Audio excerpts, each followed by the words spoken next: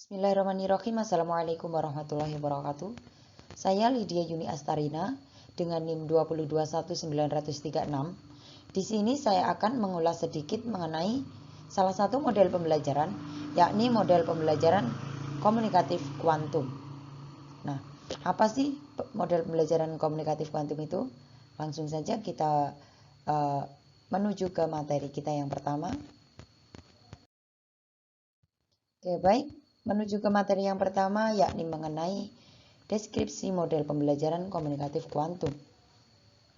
Jadi, model pembelajaran komunikatif kuantum itu adalah model pembelajaran komunikatif yang memberikan penekanan progresivisme dan juga konstruktivisme dalam sebuah pembelajaran. Pembelajaran kuantum itu merupakan sebuah model pembelajaran yang berupaya mengorkestrasi proses belajar mengajar agar pembelajar itu dapat belajar dengan perasaan aman, nyaman, dan juga menyenangkan. Jadi dengan hal ini kita akan bisa menciptakan suatu kelas yang kondusif.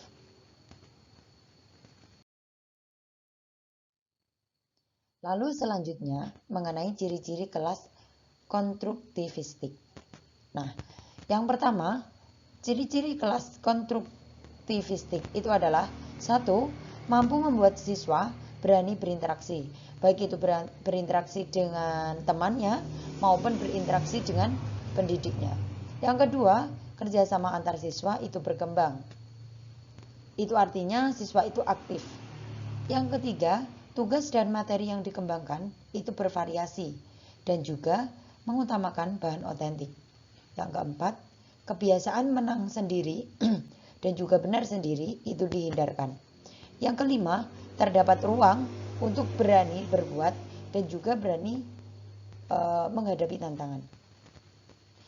Nah, untuk menciptakan kelas yang konstruktivistik itu, guru harus mampu memahami keadaan siswa, termasuk juga kebiasaan belajarnya dan juga faktor penghambat dalam sebuah pembelajaran.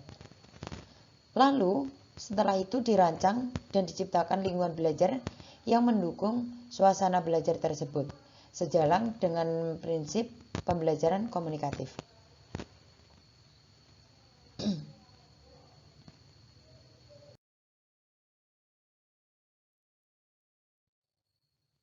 Selanjutnya mengenai contoh model pembelajaran komunikatif kuantum.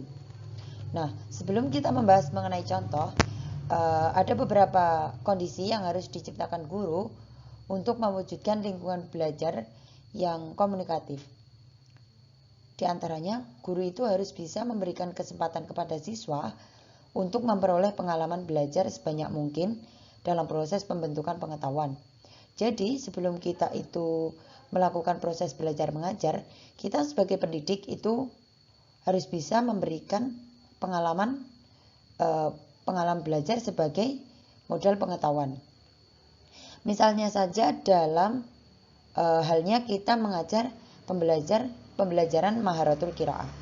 Dalam pembelajaran Maharatul Qiraah itu sebelum kita ke Maharatul Qiraah, siswa dibekali pengalaman belajar seperti memperkaya kosakata mengenai isi bacaan yang mencakup belajar mengingat dan juga menghafal. Selanjutnya belajar memahami, lalu belajar mengaplikasikan pengetahuan, menganalisis, mengevaluasi, serta belajar mengenai pola dan struktur kalimat. Itu kalau dalam pelajaran bahasa Arab. Lain yang perlu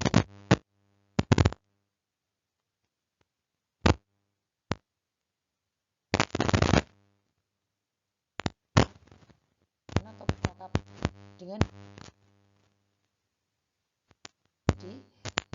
dalam pembelajaran kita harus kondisi yang sebagai apa?